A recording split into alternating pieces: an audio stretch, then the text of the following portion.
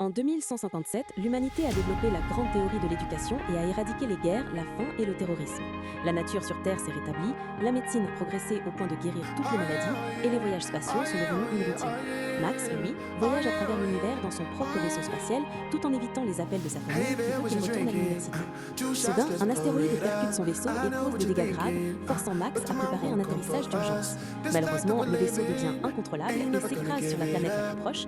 Max parvient à sortir juste avant l'explosion, se retrouvant coincé sur cette terre inconnue. Il commence à explorer les alentours et découvre des traces de feu de camp, puis remarque une créature qui se cache non loin. Max tente de communiquer avec elle, mais la créature s'enfuit. Soudain, un soldat nommé Zef les surprend et pointe son arme sur Max, lui parlant dans une langue incompréhensible. Max prend un petit appareil de traduction sur sa ceinture, mais Zef tire sur la ceinture pour le faire tomber avant de l'arrêter et de l'emmener dans la ville la plus proche. Max, choqué, découvre que la ville ressemble à une version sombre et dystopique de la Terre, comme dans les livres d'histoire. Il est emmené dans un laboratoire où des scientifiques lui mettent en casque pour explorer ses pensées pendant qu'il l'interroge. Cependant, il ne croit pas qu'il est un extraterrestre et décide de l'envoyer dans un hôpital psychiatrique de la capitale sous la garde du soldat Guy. À ce moment-là, toutes les personnes dans les environs commencent à chanter avec enthousiasme l'hymne national, promettant leur loyauté au gouvernement. Pourtant, Zef s'effondre, victime d'une crise, et est emmené par les autorités. Sur le chemin de la ville, Max remarque l'état déplorable des lieux et d'énormes tours toutes les quelques kilomètres. Guy explique que ces tours servent à protéger le pays des ennemis. Soudain, une explosion détruit la base d'une tour qui s'écroule sur la route, écrasant plusieurs personnes et détruisant la plupart des camions. Une énorme barre métallique transperce le camion de Max, coinçant Guy sous les décombres. Max se précipite pour le libérer avec une force surhumaine avant que les flammes n'arrivent. Il apprend alors que les rebelles tentent de renverser le gouvernement, ce qui explique la nécessité des tours. Ils n'ont plus le choix que de continuer leur voyage à pied.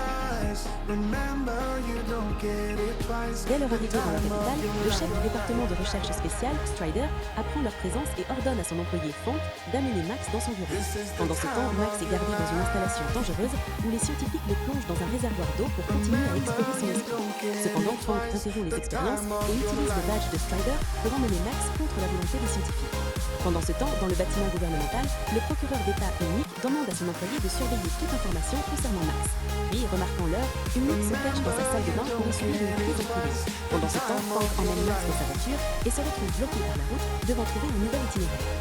Frank devient nerveux en voyant l'heure et à ce moment-là commence à avoir une crise. Les autorités arrivent pour l'emmener et tous les locaux commencent à chanter en faveur du gouvernement, traitant Max de dégénéré parce qu'il ne chante pas. Profitant du chaos, Max s'échappe immédiatement. Dans le bâtiment gouvernemental, il est révélé que le pays est dirigé par une dictature sous le pouvoir des pères inconnus, qui inclut Strike et Unique. Quand un des pères commet une erreur, il est immédiatement tué par les autres, montrant qu'ils sont impitoyables même entre eux. Après avoir erré dans la ville, Max se retrouve dans un bar et rencontre la serveuse Rada, pour qui il développe rapidement un coup de foudre. Il voit aussi un autre client devenir trop familier avec Rada. Max l'interpelle immédiatement. Furieux, l'homme tente de l'attaquer avec sa canne, mais Max esquive rapidement, le désarme et lui tord le bras pour le faire fuir. Le reste de l'après-midi, Rada et Max discutent beaucoup. Max lui parle de la Terre et de l'espace, et Rada se révèle être la sœur de Guy. Elle l'invite à rester chez elle. En sortant, le client de tout à l'heure leur barre la route, assoiffé de revanche. Il a même amené des renforts, mais Max est toujours plus rapide et esquive leurs attaques à l'épée. Puis les hommes l'attaquent à main l'œuvre, mais leur coup ne fait presque aucun effet sur Max, qui les bat en quelques secondes. Le reste du groupe arrive avec des armes plus imposantes, mais peu importe leur nombre, Max peut affronter tous en même temps. Soudain, un homme attrape sa jambe avec une corde et l'enserre le cou avec un fouet, mais Max utilise ses armes pour traîner l'ennemi et finit par le mettre hors de combat en quelques secondes. À la fin, il ne reste que l'homme à la canne qui lance une petite sphère à lame sur Max, qui l'esquive facilement. Plus tard, chez Rabat, Guy rentre et est choqué de voir Max, mais se souvient qu'il l'a sauvé et lui permet de rester. Les jours passent et Max apprend beaucoup sur la culture locale, comme le fait que ses pensées sont diffusées à la télévision comme en film. Les locaux sont aussi enseignés qu'ils vivent à l'intérieur de la Terre et qu'il n'y a ni autre planète ni étoile. L'histoire raconte que les pères inconnus ont stoppé la guerre contre les rebelles, appelés dégénérés, grâce au tour et ont sauvé le pays. Guy est très enthousiaste à l'idée de défendre sa patrie et invite Max à devenir garde. Comme Max n'a ni pièce d'identité ni document, Guy doit convaincre le commandant Chachu de le laisser rejoindre. D'abord, Max doit suivre une formation. Il apprend le chant et participe à des essais de mission, durant lesquels il doit courir à travers les zones en feu et tirer sur des targets représentant des dégénérés. Max est un excellent tireur, mais son compagnon ne l'est pas. Alors Max lui donne quelques conseils pour réussir le test. Cependant, Guy le réprimande prudemment en lui disant de ne jamais plus faire ça car nos supérieurs exigent la discipline. Quand ils sont à la maison, Max s'entraîne acharnement tandis que Guy lui pose des questions sur le règlement pour tester sa mémoire. Parfois, ils s'affrontent aussi en combat. Pendant son temps libre, Max passe du temps avec Rada et ils finissent par s'embrasser. Quand Max est finalement accepté dans l'armée, il participe à son premier raid en territoire rebelle. Les soldats font irruption dans les bâtiments avec une brutalité extrême, utilisant des bombes et frappant les gens sur leur passage. Max est choqué de découvrir que les soi-disant rebelles ne sont que des humains normaux terrorisés. Il lâche immédiatement son arme. Pendant que les autres arrêtent le rebelle, un rebelle sort de sa cachette et ouvre le feu, mais il est rapidement neutralisé. Chachu commence à le frapper pour plaisir. Max regarde horrifié des dizaines d'humains normaux être brutalement arrêtés et poussés dans des camions. Chachu lui demande pourquoi il a lâché son arme et Max explique que le mot « dégénéré » lui avait fait penser qu'il verrait des bêtes sauvages, non des simples citoyens. Chachu commence à insulter les rebelles et les traite de déchets, mais admet qu'ils ressentent la douleur comme tout le monde.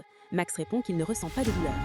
Plus tard, les pères jugent les rebelles sous des lumières aveuglantes et brûlantes. Certains prisonniers nient leurs activités rebelles, tandis que d'autres insultent les pères en pointant du doigt toutes les personnes qu'ils ont tuées. Selon leur attitude, certains prisonniers sont envoyés au travail forcé, d'autres sont exécutés. Un rebelle montre son bras mécanique, obtenu après que les gardes lui aient coupé le sien, et les pères le punissent en l'enfermant dans une combinaison remplie d'un gaz qui brûle sa peau. Max doit tout regarder en cachant son dégoût. Plus tard, il essaie d'expliquer à Guy à quel point tout cela est mal, mais Guy défend les méthodes de son gouvernement. Comme Max est devenu si public, Frank finit par retrouver sa localisation. Plus tard dans la soirée, Guy et Max sont appelés dans le bureau de Chachu. Quand Frank arrive chez eux, ils sont déjà partis. Après ce qui s'est passé plus tôt, Chachu veut que Max prouve sa loyauté. Il l'emmène dans la forêt et lui ordonne de tirer sur 2 rebelles condamnés à mort. Max emmène les rebelles en prétendant qu'il va les exécuter, mais il les libère à la place. Puis il confronte Chachu, annonçant qu'il démissionne. Furieux, Chachu ouvre le feu sur Max, ignorant les piliers de Guy. Ensuite, Chachu traîne Guy malgré lui vers la capitale, laissant le corps sans vie de Max dans la forêt. Pendant ce temps, les pères discutent de tactiques pour enfin mettre fin aux attaques des rebelles. Unique suggère que ce serait un bon moment pour rassembler toute leur garde en une énorme armée, impliquant qu'il veut plus de guerre. Les autres aiment l'idée d'une invasion totale, mais ils devront trouver un moyen de faire accepter l'idée de la guerre au public, peut-être en organisant une tentative d'assassinat fictive. Dans la soirée, les rebelles dans la forêt trouvent Max et sont choqués de voir Max encore vivant, car son corps se régénère très vite. Max explique la technologie médicale de la Terre et précise que son peuple ne connaît pas la notion de blessure mortelle. Il ne peut être arrêté que par une balle directement dans la tête. En retour, les rebelles expliquent que les pères sont des dictateurs qui ont pris le pouvoir par la force et que les tours ne sont pas destinés à défendre, mais envoient des ondes pour laver le cerveau aux gens. C'est pourquoi ils entrent dans une frénésie patriotique 2 fois par jour, toujours à la même heure du jour. Certaines personnes sont immunisées à ces ondes et font des crises à la place. Mais la propagande du gouvernement les a marqués comme dégénérés pour pouvoir les traquer. À ce moment-là, les tours envoient leurs ondes, alors les rebelles mettent un bâton dans leur bouche pour éviter de s'étouffer pendant leur crise. Dans la ville, Unique fait le même en privé. Grâce à son corps terrien, Max ne ressent aucune douleur et aide les rebelles à traverser la crise. Ensuite, les rebelles abattent une clôture pour rentrer au territoire des tours. Pendant que les rebelles ouvrent le feu sur les soldats et que l'alarme est lancée, Max traverse l'installation sans prendre les balles et met hors de combat tous les soldats qui osent se mettre sur son chemin à main nue. Quelques rebelles sont tués et d'autres tentent de se cacher derrière les murs pour continuer à tirer sur l'ennemi jusqu'au bout. Max parvient à se glisser sous la tour et y installe une série de bombes avant de sortir en lançant une corde à travers les crochets sur les vêtements de chaque rebelle pour les traîner avec lui, qu'ils soient vivants ou non. Grâce à la force de Max, le groupe parvient à s'échapper dans la forêt juste avant que la tour soit détruite par l'explosion. Malheureusement, un autre rebelle meurt de ses blessures, ne laissant que Max et un homme comme seul survivant. Plus tard, Max se faufile à nouveau dans la ville et retrouve Rada, sans savoir qu'un voisin les voit et appelle les autorités. Quand Guy rentre, une dispute éclate et Guy essaie de jeter Max dehors. À ce moment-là, les autorités arrivent, alors Max sort immédiatement pour éloigner le danger des frères et sœurs et commence à battre les soldats qui attendent dehors. Il est rapide et efficace, mais malheureusement, Chachu prend Rada en otage et Max n'a pas d'autre choix que de se rendre.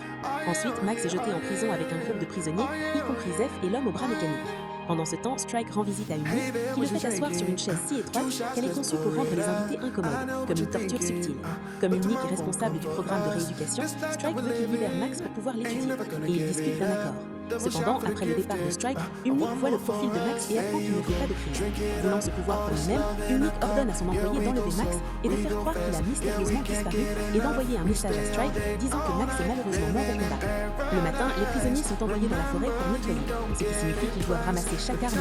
Le groupe de Max voit soudain un groupe de robots de défense et se jette immédiatement à terre alors que les robots ouvrent le feu, tirant en cercle sans signe d'arrêt. Les prisonniers attendent le bon moment pour riposter et un par un, ils détruisent les robots jusqu'à ce qu'ils soient tous hors de service. Ensuite, le groupe continue à fouiller la zone et Zeph explique à Max la créature qu'il a vue à son arrivée.